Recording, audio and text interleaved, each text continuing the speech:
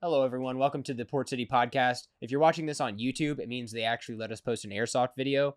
If you're listening to this audio only, make sure to check out the full video experience on our Patreon.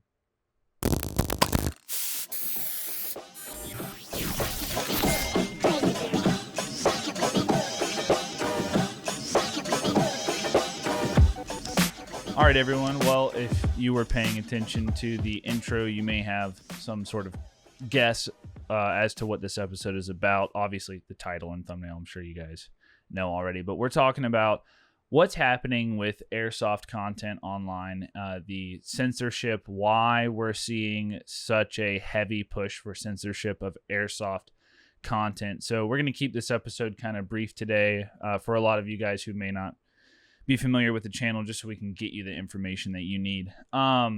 We'll take a quick moment to just kind of talk about who we are as an Airsoft channel and business. We're Port City Airsoft. You're listening to the Port City Podcast. We do this podcast bi-weekly. We are... Bless you. Sorry. We are a group that does Airsoft content online, as well as hosting community events in our area. Our channel isn't really focused around gameplay, so it's a little bit different for us because we're kind of just talking about Airsoft versus showing Airsoft most of the time. We do have some highlights and stuff, and our goal is to just really make Airsoft accessible for new players and people who are interested in trying out the sport. Yeah. That's always been our passion since day one, and we hope to continue doing that. YouTube is making it difficult for us to do that. And yeah, I mean, it's just kind of getting into it, man. And when you think about like where Airsoft started, it originated. We've got some links that we'll have in the description that link to articles about some of this stuff. But for the most part, where Airsoft originated was after World War II in Japan. It was illegal to own a gun, and it still is for the most part. There's still a lot. At the very least, there's a lot of restrictions around it, making it very difficult to acquire a gun. And Japan and a lot of countries in like Asia and in like Europe and whatnot. And so a lot of Airsoft came about as replica firearms, which were not functioning, were just replicas that you could go into a store and purchase if you enjoyed, firearms, guns, all that stuff. And that was very popular for a while until some of these companies started figuring out how to make them shoot little BBs. And that, when they figured that out, started to really take off because people realized they could shoot each other with these without really any bodily injury, as long as you're safe and you use common sense. Obviously, there are soft parts of the human body that you wouldn't want a plastic BB going into. That's why we wear iPro. That's why we wear iPro. That's why we wear face protection, all that stuff. So, it originated there. They started kind of coming together, these communities where everyone had these Airsoft replicas, and they would play war games or survival games. And then it started kind of getting more popular in China and in Taiwan and countries like that. And then it started spreading more west towards, the UK and then eventually the United States. Obviously in the United States, we can also own firearms. But there has recently been a lot of kind of like a crackdown on real steel firearm content on YouTube and also Airsoft content on YouTube. Neither one of those things are new concepts to the platform of YouTube. Novrich has been making Airsoft content for over 10 years. Swamp Sniper's been on there for about the same time. House Gamers has been also a very prominent, Airsofter. And these are all, Swamp Sniper is in Virginia, and Dayton from House Gamers, that's Canada. Novrich is obviously Austrian or Dutch or something. It's Austrian. And I mean, I'll throw Kicking Mustang out there too, because he's British and he, these are people who have been doing this for years and haven't had any issue. And now all of the sudden are having this issue, we're seeing a lot of people. I pointed out the other day, even Balahack posting on Instagram And they're on blurring. YouTube, and they're blurring out the airsoft blasters because And the that's- algorithm tries to shut that down. That's and an limit Airsoft gameplay content channel. That is mostly what Swamp Like- Sniper's channel is gameplay. Like Airsoft everyone gameplay. at that company is reliant and has been reliant on the income from their events and content for years. Yeah, and now these platforms are just cutting off obviously they still have the airsoft field, but they're cutting off a large portion of their income. It is, and I really do not feel like YouTube understands how much this, to them, minor change is going to greatly affect a large portion of the airsoft community. And it's just not fair. I mean, we're already seeing stuff like airsoft being banned in Australia, which I think they've kind of moved to more gel soft stuff. Yeah, there's a lot of different rules in different regions of Australia that have really made it kind of impossible to play airsoft. Yeah. And it's just not fair for it to be a hobby sport and us to be encountering this level of resistance. You know, like I don't know. There is more violent stuff on YouTube that is just allowed to be there for airsoft to be the thing that's getting hit with all of this. It's really unfortunate, and it's really not fair. I think, you know, kind of talking about just the social media platforms as a whole, we've seen a lot of influencers and different companies come out in the last few years and talk about how, you know, the social media really isn't free advertising anymore. It's really not. And again, like, to preface a lot of this too, we are not making money off of this YouTube content. We're not making any money off of any of the content that we're bringing to you guys as of right now. All of this is free, and YouTube is still hitting us with strikes and censorship. It's insane. It's very frustrating, especially for it to be something that we're so passionate about and trying with our goal being to make this stuff accessible to new players, and having platforms like YouTube actively work against that to make sure no one hears about this stuff.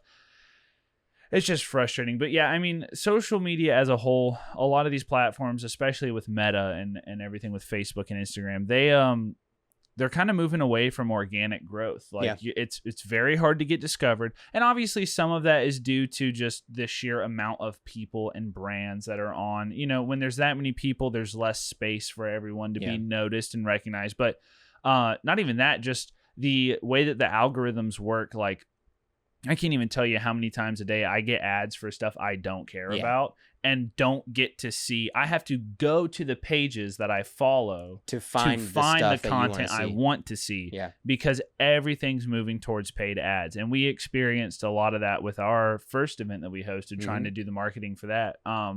We got some good traction, but it was like randomly hit or miss when we posted who would see it.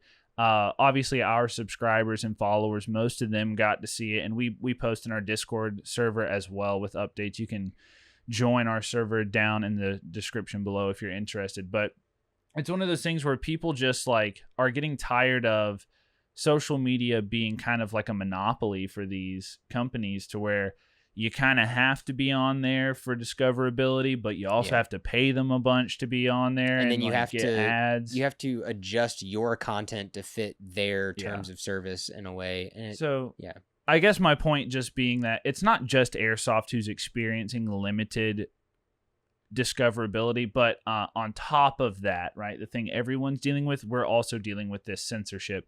And there's a lot of anti-gun sentiments being pushed from a lot of these major companies.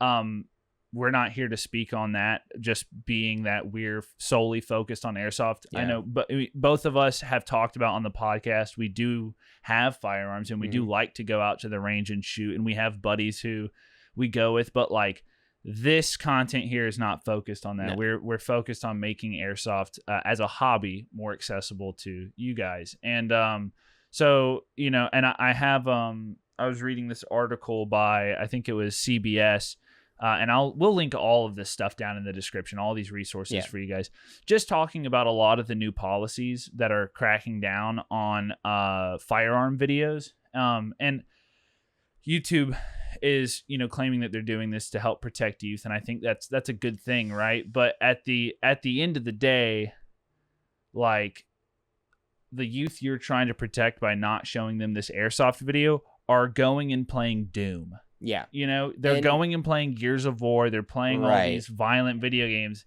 And we're not also saying that video games are make people inherently violent. Well, but if you're going to hold one standard for one thing, you should hold that standard for everything. And my thing is, not like, hold it at you all. can get online right now on YouTube and watch playthroughs of extremely graphic video games.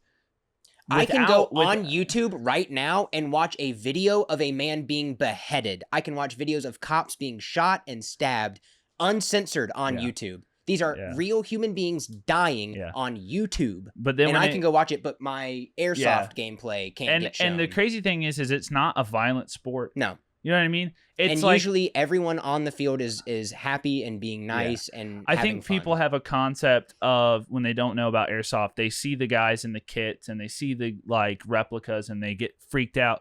Dude, like, there's very few people who are out there who are taking it literally, like, oh, this is real. This is, most of the guys are like, yeah, I mean, like, I'm just out here to have fun. Yeah. And I mean, you get the people that are trying to do a narrative I would thing, say people aren't any more serious about it than they are about Call of Duty. Right. But yeah, so YouTube's been cracking down on all that stuff, and we're seeing kind of from a lot of the major firearm channels who do work with actual real firearms, saying that they're having trouble getting new subscribers, becoming discoverable. They're noticing with their analytics that most of their views are coming from people who already watch their content. They're not experiencing that organic growth. And like you mentioned earlier, we've been getting strikes. We have some content that we've been working on that has been set to private and unlisted because it's kind of some secret projects that we've been working on. We're trying to get all the kinks worked out before we launch it live for everyone to see, and we can't even review our own content on YouTube because it's getting pulled down by their stuff. And I've talked to YouTube, and I went through the automated system. I talked to an actual member on the YouTube team, and both times they basically were like, yeah, the system flagged it for this, and so you can't have it. And it's like, well, you're flagging me for firearm content. It's not firearm content, and they just don't seem to care. So it's unfortunate. It's unfortunate that it's happening, but I would like to say I don't feel like we're not helpless in the situation, right? And there's certain things we can do. Do you want to talk about kind of the options people have to kind of combat this? The biggest one is vocalizing, right? It's the court of public opinion. At the end of the day, if all of YouTube's viewership is saying something, then they kind of have to listen. Now I don't know if the audience for Airsoft, I mean, it would maybe have to be the Real Steel community and Airsoft coming together to raise this concern, but vocalizing the issue. If you have a platform, if you have social media, you can talk about this on there. Say, hey, I'm not seeing Airsoft content that I like to see because it's being censored by YouTube, and I don't like that. There you go. I think number one thing is to keep it very respectful and concise, because what we don't want is people who are outside of that community to be like, what's up with all these crazy people just ranting? Like, we don't want to come across. You got to think of the optics on this, right? Because if you are posting a picture of you in your full Airsoft kit with your blaster and no orange tip, because I get it, no one likes the orange tip, but YouTube likes seeing that orange tip, even if it's still going to demonetize the video. But if you're posting that and going, we got to rise up against all these corporate, that's probably not going to look great. You might get some people knocking on your door. So and YouTube's going to double down on it. But very respectfully, hey, YouTube, this is a thing that you're doing that is really affecting me and a lot of people that I watch. Don't do this, please. Yeah. And I think it's, as an alternative, it's not ideal. I really like YouTube. I've been on YouTube all the time since I was a kid. I used to make a bunch of crappy little videos with my friends and upload them. But I am the friend. It may be one of those things where you have to explore alternative platforms, and we've decided that we'll be kind of dipping our toe into that and seeing what is out there. We'll have all of our alternative stuff linked in the description below, but we're not leaving YouTube. We're going to keep uploading everything here. We basically will be treating alternative platforms as a clone. Now, when we say alternative platforms, I don't mean like an AK or like a FNP90 or something. No. I mean like other social media platforms. And there's, stigma around some of that stuff, but at the end of the day, we are really just looking to bring you guys the content that you're looking for, that we're passionate about making for you. And YouTube is not letting us do that.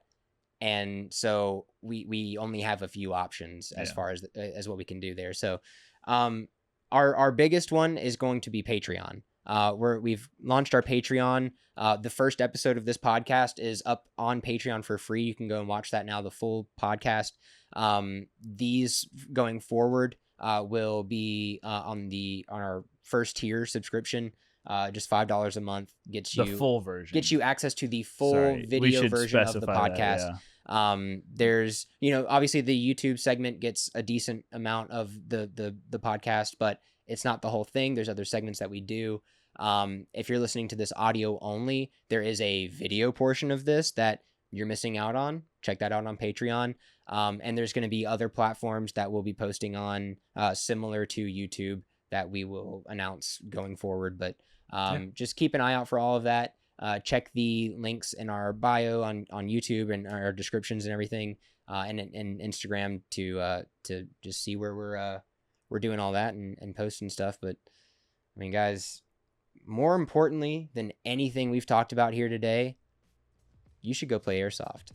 You should do it right now. Yeah, because that's how we win. Go play Airsoft. All right, let's get out of here.